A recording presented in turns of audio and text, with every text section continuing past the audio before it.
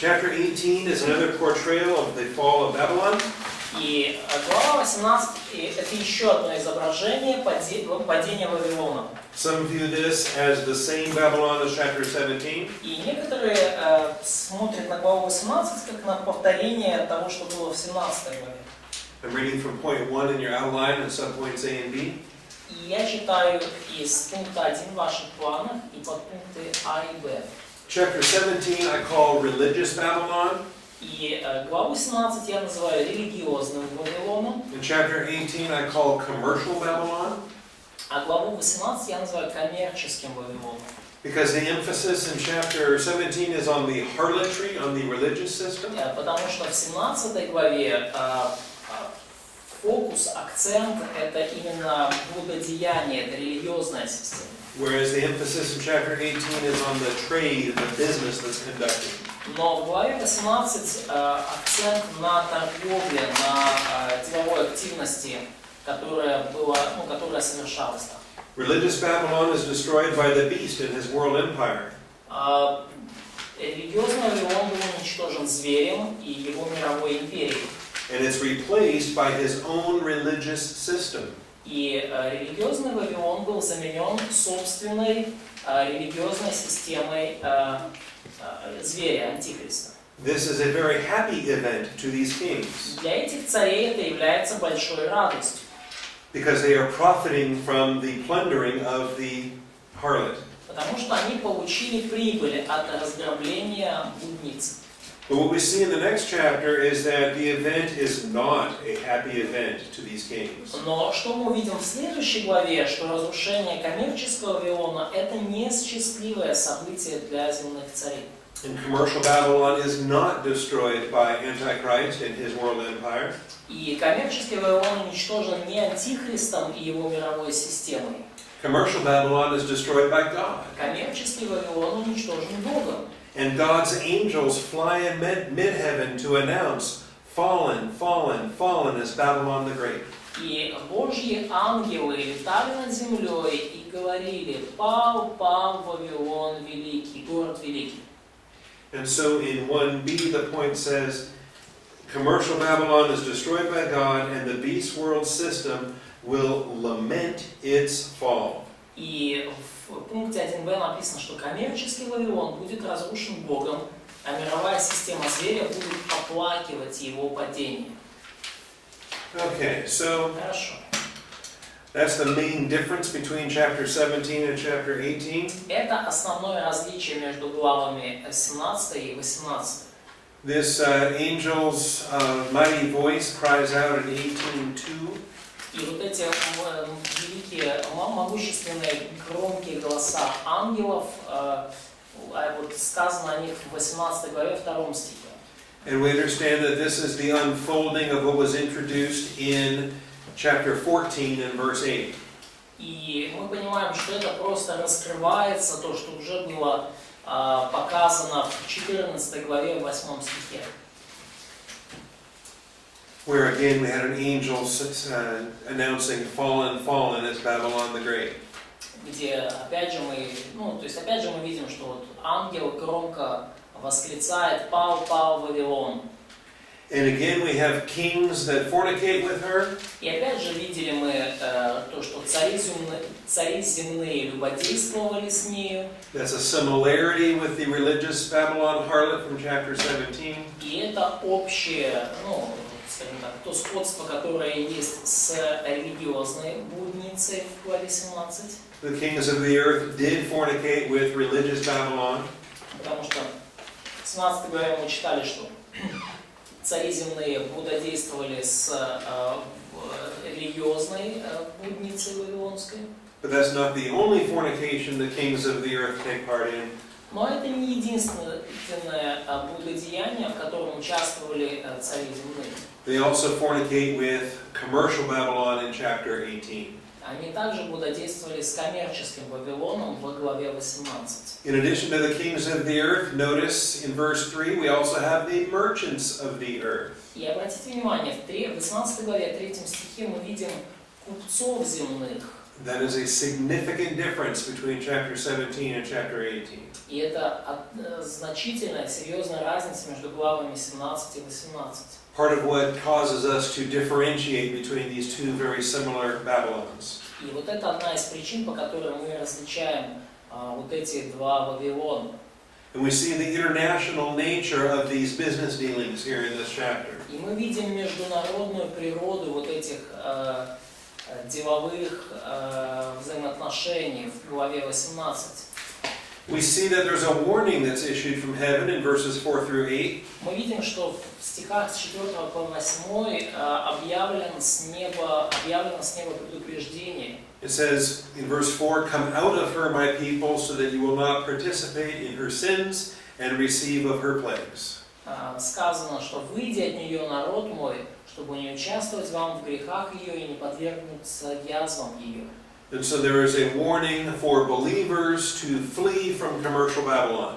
И есть предупреждение верующим, чтобы они бежали от коммерческого Вавилона. In chapter 17, there is never given any warning for believers to flee from religious Babylon. И в 17 главе нет никакого предупреждения верующим бежать из религиозного Вавилона. Believers are not inside religious Babylon. Ну, потому что верующие, их нету внутри этого религиозного Вавилона. Religious Babylon is actually persecuting and killing true believers in the tribulation. Религиозный Вавилон, на самом деле, он подвергает гонениям и убивает истинных верующих. Okay, so we see in your notes under point 2 the fall of commercial Babylon. И мы видим, таким образом, в ваших заметках, пункт 2, падение коммерческого Вавилона. It is decreed by angels and announced from heaven. И оно постановлено, есть ангельское постановление на этот счет, постановление с небес. And it is accompanied by a warning for faithful believers to flee. И оно сопровождается предупреждением верным верующим убегать. Okay. You'll notice the kings are weeping and lamenting. Oh, before we get to that, point C, the lamentation of the world system. И обратите внимание, пункт С – это плач мировой системы. Notice in verses 9 and 10. И обратите внимание, стихи 9 и 10. The kings of the earth who fornicated and lived sensuously with her will weep and lament over her when they see the smoke of her burning. И восплачут, и возрыдают они, цари земные, блудодействовавшие и роскошествовавшие с нею, когда увидят дым от пожара ее. And verse 10 says, standing at a distance. И в 10 стихе сказано, что стоя издали. Remember, that's a big difference from chapter 17. И помните, да, большая разница с главой 17. When the kings of the earth actually are the ones who kill Babylon in chapter 17. Когда в главе 17 мы видим, что цари земные это как раз те, кто убили вавилонскую блудницу в главе 17. The harlot in chapter 17 was riding the beast until he throws her down and kills her and strips her and destroys her. То есть вавилонская блудница в 17 главе, она каталась на зверя до тех пор, пока он ее не скинул, не обнажил, не ограбил и не убил ее. But in this chapter, the kings of the earth are weeping and lamenting, and they don't even see her destruction, they see the smoke from her burning. И мы видим, что здесь цари земные плачут и рыдают, глядя издали. И здесь мы даже не видим ее разрушения, мы только видим дым от пожара ее. And they're watching from a distance. И они смотрят издали. Because you don't want to get too close when the radiation fallout is going to kill you too. Потому что вы не хотите подходить слишком близко, когда, например, радиоактивные осадок или загрязнение, которое может и вас также убить. I think this is going to be worse than a nuclear destruction. Я думаю, что это будет даже хуже, чем ядерное разрушение. Because it is divine destruction from heaven. Поскольку это будет божественное разрушение, сверхъестественное разрушение с небес. Not only are the kings in grief, but also the merchants in verse 11 are weeping and mourning over her. И в 11 стихе мы видим, что не только цари земные плачут, но и купцы земные восплачут и возрыдают о ней. Because the fall of commercial Babylon actually wreaks havoc in the entire world's economic system. Destroys. Да, ну потому что падение вот коммерческого Вавилона, по сути, уничтожает, разрушает полностью всю мировую экономическую систему. Just a single economy on earth, but when that economy comes crashing down, every economy on the planet is affected. Да, то есть на всей Земле будет единая экономическая система, и когда она рухнет, то все экономики мира они пострадают. And you'll note all the merchants of the earth are out of business. То есть и окажется, что все земные купцы, они вышли из бизнеса. They have no more customers. У них нет больше покупателей. Nobody buys their cargoes anymore. Никто больше не покупает их товары. Gold and silver and precious stones. Никто не покупает товары золотые, серебряные, камни драгоценных. Pearls and fine linen and purple and silk and scarlet. И жемчуга, и порфиры, и шелк, и багряницы. I mean, look at this list in verses 12 and 13. И обратите внимание на этот список в 12-13 стихе. The entire global economy is devastated when commercial Babylon is destroyed. Вся мировая экономика разрушается, когда при уничтожении коммерческого Вавилона. And so everyone is now in mourning. И теперь все в рыдании и плаче. As it says in verse 15, they stand at a distance. И как сказано в 15 стихе, станут вдали от страха мучений ее. Weeping and mourning. Плача и рыдая. Also the commercial vessels. И также коммерческие vessels. Verse 17, shipmasters and passengers and sailors. Также, да, коммерческие корабли, да, все кормчие, плывущие на кораблях, и все корабельщики. Remember in one of the trumpets that affected the shipping on planet Earth. Вы помните, что одна из труб, она очень сильно повлияла на вообще мореходство по всей земле. A third of all commercial shipping was obliterated in that judgment. Треть всего коммерческого флота Земли была уничтожена при этом суде. But 2/3 of commercial shipping continued in that business. Но 2/3 коммерческих судов, они продолжали работать, заниматься бизнесом. But now those ships have nowhere to sail. Но теперь этим кораблям нечего больше продавать. Because commercial Babylon is their great customer. Потому что коммерческий Вавилон это их самый большой клиент, покупатель. That's where the wealth of the world travels to. Это то, куда текут все богатства мира. But now it's gone. Но теперь его больше нет. The great economic system that Antichrist will use to control the world is being destroyed. Великая экономическая система, которую Антихрист использовал, чтобы контролировать мир, теперь она уничтожена. So they cry out and they say, what city is like the great city? И вот они плачут в 18 стихе и возопили, говоря, какой город подобен городу великому. And the suddenness of this surprises them. И вот грусть этого, она удивляет их. То есть печаль от этого, она surprise these messages. Surprise, yeah, it's very sudden. They weren't expecting it. То есть то, как все это произошло, то, насколько это было все грустно, они этого не ожидали, для них это сюрприз. You see in verse 17, in just 1 hour it's been laid waste. То есть в 17 стихе мы видим, что в 1 час погибло такое богатство. In verse 19, in just 1 hour she has been laid waste. В стихе 19 написано, что вот в 1 час опустел, да, город великий. So they're very surprised by it. То есть они очень этому удивлены. It happened faster than they ever imagined it could happen. А это все случилось намного быстрее, чем они даже могли себе представить. They never saw it coming.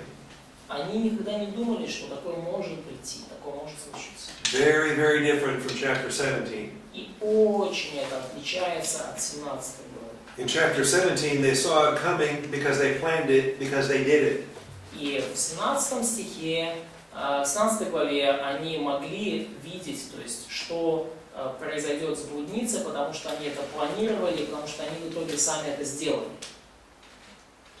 Okay, and so it is reason while the earth dwellers are weeping, И есть причина, по которой обитатели земли плачут и рыдают. heaven is rejoicing. А на небесах веселятся. Notice in verse 20, Обратите внимание, 20 стих. rejoice over her, O heaven, and you saints and apostles and prophets, «Веселись о сем небо и святые апостолы и пророки, because God has pronounced judgment for you against her. ибо совершил Бог суд ваш над ним». So God is the agent of the fall of commercial Babylon. И Бог является, скажем так, источником, причиной падения коммерческого Вавилона.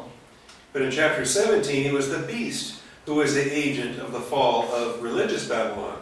Ну, то есть в 17 главе непосредственным, скажем так, разрушителем религиозного Вавилона, блудницы, был зверь, антихрист. В 18 главе непосредственный разрушитель — это Бог. Antichrist throws down religious Babylon so he can replace that religion with his own religion. Антихрист сбросил с себя вот религиозный Вавилон, блудницу, чтобы заменить своей собственной религией. But when commercial Babylon falls, it cannot be replaced. Но когда пал коммерческий Вавилон, его уже нечем заменить. Okay, does that make sense? Это ясно? Достаточно ясно. You understand how in chapter 17 the kings were happy, and in chapter 18 the kings are not happy. То есть вы теперь понимаете, почему в 17 главе цари земные счастливы в 17, а в 18 они рыдают. Ну, 18 потому что гроши. Because in chapter 18 it's money, money, Yes, money. that's right, money, money, money. And in chapter 17 they made money when they killed the harlot. Ну а в 17 главе они наоборот, они не потеряли деньги, они Because they stripped her bare and they plundered her. получили деньги, потому что они ее, как бы эту блудницу, они ее раздели и ограбили. So they were very happy about that. И им это очень понравилось, они были счастливы на этот счет. Notice verse 21, a strong angel took up a millstone and threw it into the sea. И обратите внимание, в 21 стихе, один сильный ангел взял камень, подобный большому жернову. And this ends the entertainment industry of commercial Babylon. И таким образом закончилась вся эта индустрия развлечений коммерческого Вавилона. It seems like commercial Babylon receives wealth from the whole world. Похоже, что коммерческий Вавилон получал богатство со всего мира. That list of wealth that we read about in those earlier verses. И вот этот стих товаров, который мы читали в предыдущих стихах, было все. Gold and silver and Да. cinnamon and spices. В стихах 12-13 золото, серебро, корица, фимиам и так далее. So we have a commercial system that is gathering goods from all over the world. То есть мы видим коммерческую систему, которая аккумулирует, собирает товары со всего мира. But what do they produce? What does commercial Babylon export? Но что они производят? Что коммерческий Вавилон экспортирует? Что он дает?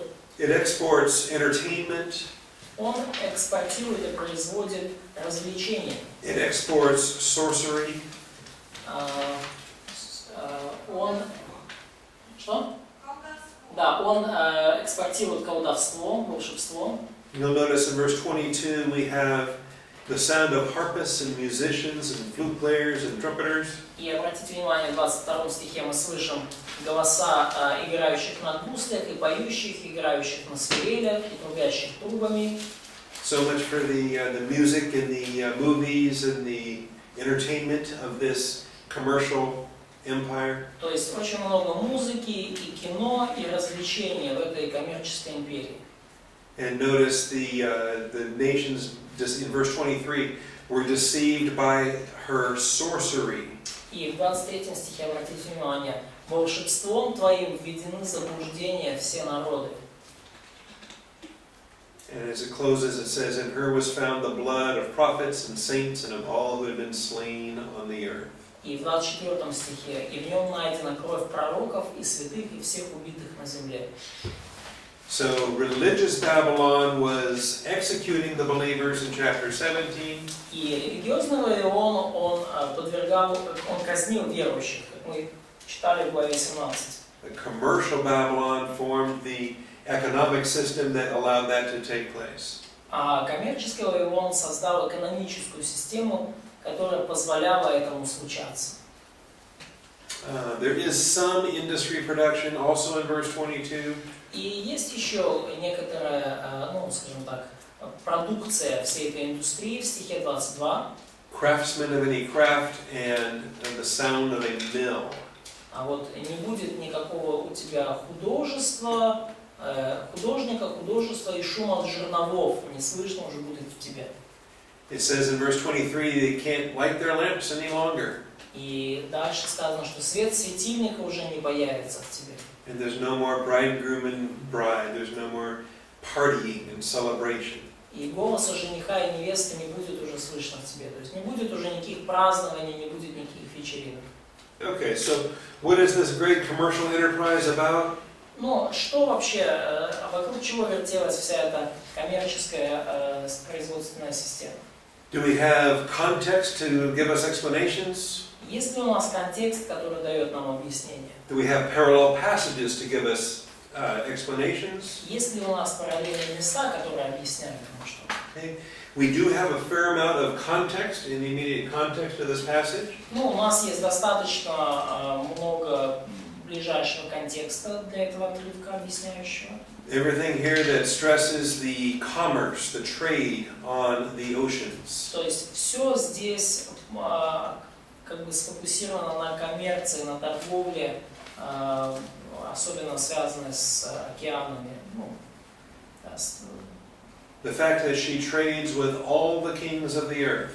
и факт, что вот это Вавилон этот торговал со всеми царями земли. And that her cargoes travel worldwide. И что его товары, они ну, перемещались по всему миру, продавались по всему миру. Every shipmaster, every passenger, every sailor. Каждый корабельщик, каждый пассажир, каждый моряк. And so we understand in the context we're talking about a global economic power. И когда мы видим, то мы понимаем из контекста, что речь идет о глобальной экономической силе. Okay, so I'll give you some outlines then in point 2C. И я дал вам некоторые вот заметки здесь в пункте 2c. And in 2C, subpoint 3. И в подпункте 3 со скобками. The merchants that weep and mourn. Купцы, которые плачут и рыдают.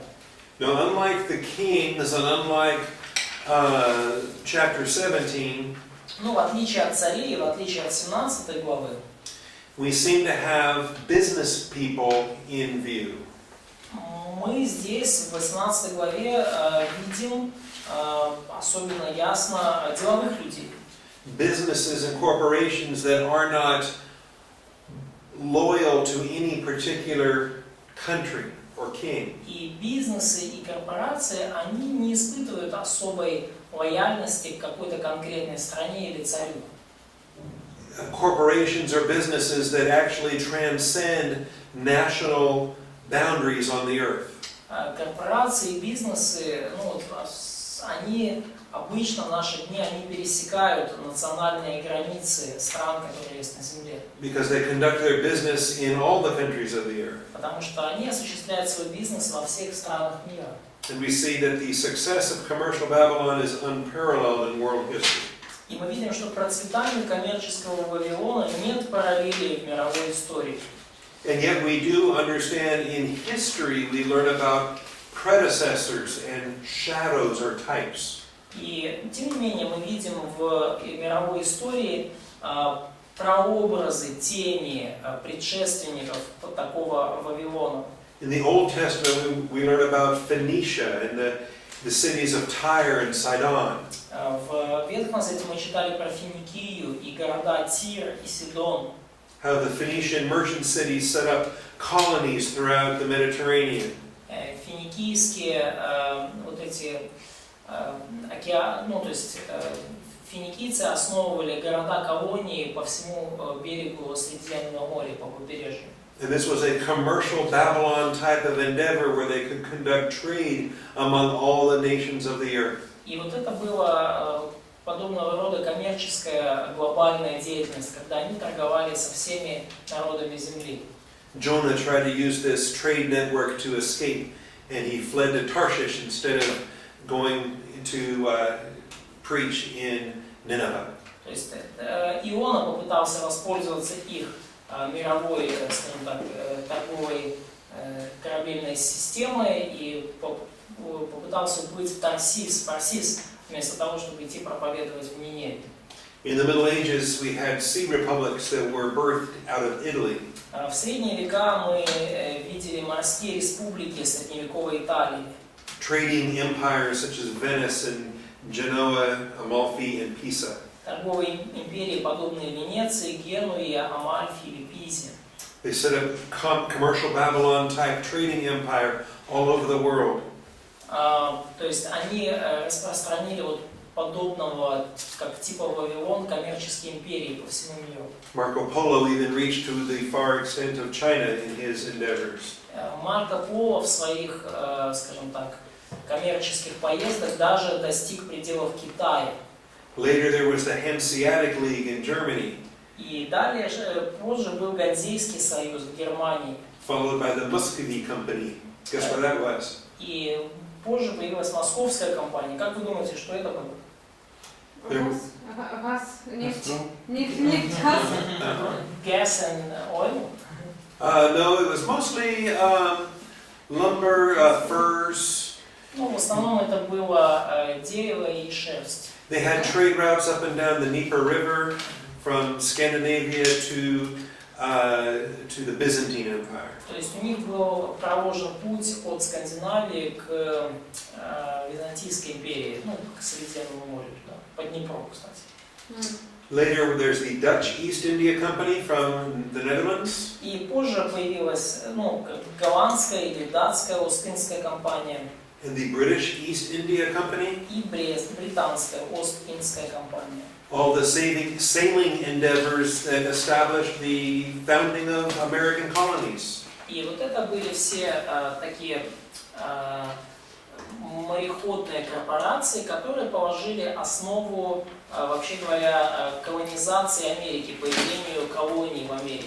All of these were attempts to establish a commercial Babylon-type trading empire that would harness the wealth of the world. И все это были попытки создать глобальную коммерческую империю, которая пожнет, которая получит в свое владение все богатства мира. And all of these global conglomerates were attempts to establish commercial Babylon. И все вот эти глобальные конгломераты были попытками установить коммерческий Вавилон. Okay? And they weren't evil because Karl Marx says they were evil. И они были злы не потому, что Карл Маркс сказал, что вот такие компании это зло. They weren't evil because capitalism is evil and communism is good. Они не были злом, потому что капитализм это хорошо, а коммунизм это плохо. They were evil because they were early attempts to establish a global commercial Babylon. Они были злы, потому что это были ранние попытки установить глобальный коммерческий Вавилон. And because they were global economic empires that were beyond the boundaries of kings and nations. И поскольку это были глобальные экономические империи, они существовали вне границ царств, царей и империй и стран. Remember, when God destroyed the original Tower of Babel, Вы помните, когда Господь уничтожил изначальную Вавилонскую башню? He confused their languages, Он смешал их языки, He scattered their population across the face of the planet, Он разбросал все население по лицу земли, and He gave them the designs for the boundaries of nations. и Он дал им, скажем так, вот определенный уже проект границ для стран. And all of the attempts to establish commercial Babylon empires, И все вот эти попытки установить коммерческую Вавилонскую империю, they are motivated by that spirit of Babylon that hates what God did to them in Genesis chapter 11. они мотивируются именно вот этим духом Вавилона. И это духом Вавилона, который ненавидит все, что Бог сделал для них в Бытие 11 главе. And so they work globally to overcome national boundaries and languages and political kingdoms. Они работают глобально, чтобы перевзойти национальные границы, языки и политические царства. More recent versions include the international stock exchanges. И более поздние версии включают международные фондовые биржи. And then ultimately the World Trade Organization as we understand it today. Ну и также, вот, как мы сейчас понимаем, это мировая организация торговли. And whatever comes next after the WTO. И что бы ни последовало дальше за мировой организацией торговли, It will be the global economic system that is the economy Antichrist uses when he comes to global power. это будет какая-то мировая глобальная экономическая система, чьей силой и властью воспользуется сатана, придя к правлению. Okay, any questions about that? Есть ли какие-то вопросы на этот счет? Okay, these are the panorama interludes after seal number 7, bowl number 7. Это такие вот панорамные вставки после чаши номер 7. Remember, after trumpet number 7, we had chapters 12 and 13. Вы помните, после трубы номер 7 у нас были главы 12-13. The panoramas of the dragon and the woman and the two beasts. Панорама дракона, жены и двух зверей. Now, after the 7th bowl, we have 2 chapters with more panoramas. И после 7 чаш у нас есть еще 2 главы, и там еще 2 панорамы. Religious Babylon and commercial Babylon. Религиозный Вавилон и коммерческий Вавилон. So tomorrow morning we will return for chapter 19. И завтра утром мы вернемся к главе 19. And we will see the victory of Jesus Christ at Armageddon. И мы увидим победу Иисуса Христа при Армагеддоне. We will see the millennium in chapter 20. Мы увидим тысячелетнее царство в главе 20. Not really, Ну, может быть, не совсем. because it's kind of in chapter 20, Потому что он как бы в главе 20. but not really. Но не совсем. And then we will see after the millennium in the fullness of time of chapter 21 and chapter 22. И мы увидим то, что будет после миллениума в эпоху полноты времен в главах 21 и 22. Because you paid very good attention yesterday and very good attention today, И поскольку вы очень внимательно меня слушали вчера и сегодня, we're in very good shape to handle the millennium, Armageddon, the millennium, and the fullness of time tomorrow. то у нас очень хорошая уже форма и очень хорошие шансы, что мы пройдем за завтрашний день Армагеддон, тысячелетнее царство и полноту времен. Yesterday we did 7 chapters from 5 to 11. Вчера мы прошли 7 глав с 5 по 11. Today we did 7 chapters from 12 to 18. Сегодня мы прошли 7 глав с 12 по 18. Tomorrow we're only doing 4 chapters. А завтра у нас осталось только 4 главы. 19, 20, 21, 22. С 19, 20, 21, 22. So it'll be an easy day. И завтра будет легкий день. And then a review, И потом обзор. and then your test. И потом экзамен. А тест будет на последнем уроке? So will test be on the last lesson? Yes. Да. Yeah. Вы можете еще приблизительно какие-то точечно, что нам нужно подготовить на тест, уже из того, что мы пришли? Уже рассказали, ну, там какие-то еще что-то? Share maybe some points of what we're going to be prepared for tomorrow test. What they're going to prepare for, maybe some points. Возможно, там содержание каждой главы, план каждой главы. So what just in general should they learn? The content of any chapter, maybe some specific things. Yeah. What? Now or tomorrow morning? Сегодня хочешь знать или завтра? You've left your first love, the messages of the 7 churches. Я оставил первую любовь, послание 7 We церквям. practiced that a little bit on Tuesday. Мы это немножко попрактиковались об этом на этом во вторник. The outline from chapter 1 and verse 19. План из книги Откровения 1, стих 19 первой главы. The dispensational outline of the book of Revelation. Диспенсациональный план книги Откровения. Что это? Диспенсация церкви. Сейчас потом, да.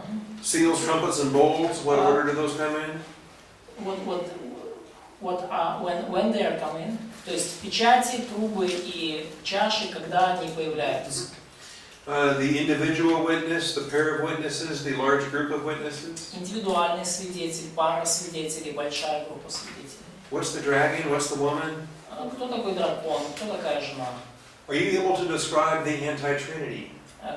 Способны ли вы объяснить антитроицу? Can you write a short paragraph to describe the anti-Trinity? Можете ли вы написать короткий абзац, чтобы описать антитроицу?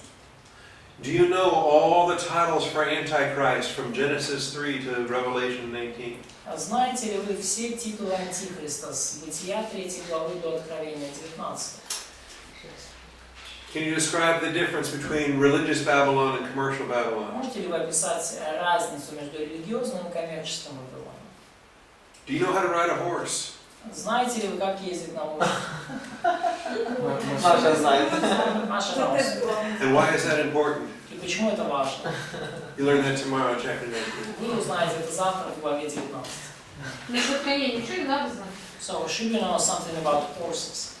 Yes, you need to learn how to ride a horse before tomorrow. Да, вам нужно узнать до завтрашнего дня, как ездить на лошади. Теорию или практику? Theory or practice? Иди, хорошо, иди, что ты спешишь. Before Armageddon. До Армагеддона. Before Armageddon. До Армагеддона надо узнать, как ездить We на better learn лошади. how to ride horses before Armageddon. До Армагеддона постарайтесь узнать, как ездить на лошади. Okay, let me pray. Хорошо, давайте. Мы молимся. Father, thank you for this time together. Спасибо тебе, Господь, за это время вместе. Thank you for the students and the hard work they put into these studies. Спасибо за этих студентов и за тот тяжелый труд, который они вкладывают в учебу. Bless them tonight as they review what we've learned yesterday and today. Благослови их сегодня вечером, когда они будут пересматривать то, что мы узнали And prepare them, вчера и сегодня и позавчера. and prepare them for tomorrow's test. Подготовь их для завтрашнего экзамена. But I pray especially for what we still have yet to learn tomorrow morning. И я молюсь особенно за то, что нам предстоит изучить завтра с утра. We have to learn about the millennium, Нам нужно будет узнать про тысячелетнее царство. what it is and what it is not. Что это и чем оно не является. And we have to learn about the new heavens and the new earth, И нам нужно узнать о новом небе и новой земле. what it is and what it is not. Что это и чем оно не является. So continue to bless tomorrow's classes as well. Господь, пожалуйста, продолжай благословлять и завтрашние занятия также. And I thank you, Father, in Jesus Christ. Благодарю Тебя, Отец, во имя Иисуса Христа. Amen. Аминь.